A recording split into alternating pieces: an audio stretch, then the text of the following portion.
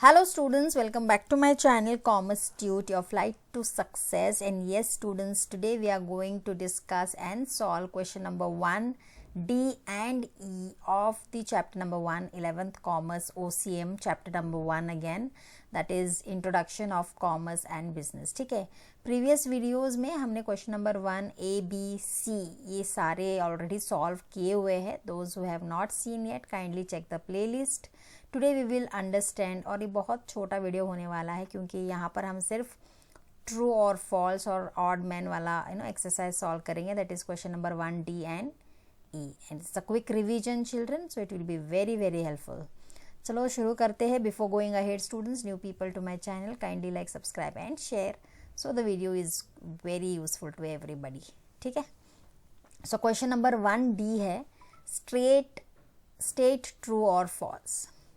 First one, business is an economic activity. Yes, this statement as you can see, मैंने answer already screen पर लिखे हुए हैं. It's a true and we are all aware क्योंकि business किया जाता है क्योंकि टू अर्न प्रॉफिट्स. तो it is a economic activity. Any activity is called economic activity when they are earning some money from it, है ना.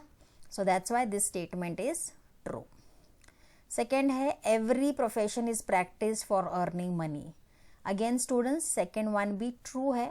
इसीलिए है क्योंकि जो भी प्रोफेशन कोई भी प्रैक्टिस करता है तो डेफिनेटली उनका प्रोफेशनल फी होता है. तो ऑब्वियस है कि वो पैसे कमाने के लिए, to earn money only they are practising. ठीक है, so that's why the second statement is also true.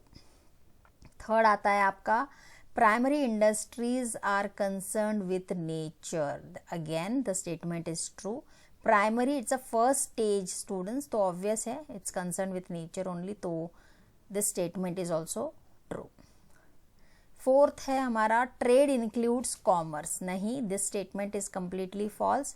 Trade includes buying and selling of goods, है ना. So doesn't include commerce as specifically, so that's why this statement is false. Let's quickly go to the fifth one. Warehousing removes difficulty of time. This statement is completely false students, क्योंकि warehousing creates time utility. Difficulty of time नहीं होता है, it removes difficulty of time, ऐसा नहीं है, but it creates time utility. आप warehousing का इस्तेमाल कर सकते हो whenever depends on the demand and supply. ठीक है, so that's why this statement saying that warehousing removes difficulty of time is false.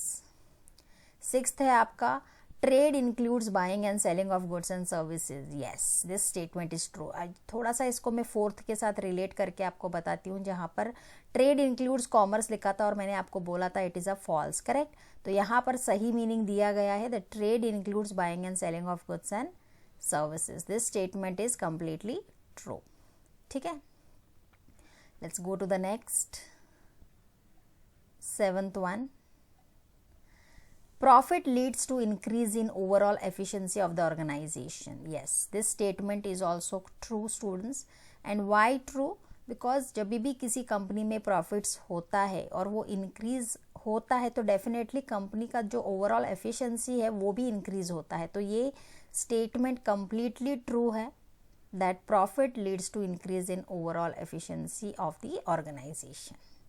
ठीक है, देन एट्थ है हमारा, plant nursery is an example of extractive industry. The statement is completely false students. As I told you, eighth one हम पढ़ रहे थे, plant nursery is an example of extractive industry. No, it is an example of genetic industry. ठीक है, so that's why this statement is false. Ninth है हमारा, industry creates form utility. Definitely this statement is completely right. That's why it's true. Last one, retailer is the link between manufacturer and wholesaler. This is completely untrue students. ये false है क्योंकि wholesaler is a link between the manufacturer and the retailer. ठीक है, not the retailer. Retailer are this retail shops and all those owners. ठीक है, so that's why this statement is false. Let's quickly complete question number 1 E also. सिर्फ हमें odd one निकालना है. यहाँ पे ऑलरेडी मैंने आंसर हाईलाइट कर दिया है students, you can see on the screen.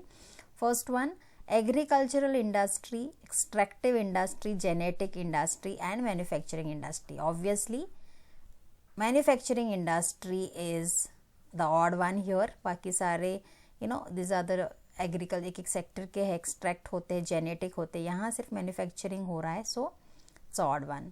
Second, import trade, export trade, wholesale trade and entrepot trade. Obviously import trade, export और एंट्री पोर्ट एक टाइप्स ऑफ ट्रेड होते हैं. इम्पोर्ट एक्सपोर्ट या buying and selling the same, so that is also there, but wholesale trade is odd man out here. तीसरा है हमारा banking, insurance, transport, manufacturing.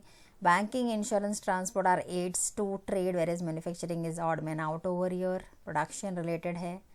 Fourth है हमारा tea, milk, coffee and machinery. Obviously these are the you can say which tea, milk and coffee you can one intake करते. Machinery is equipment.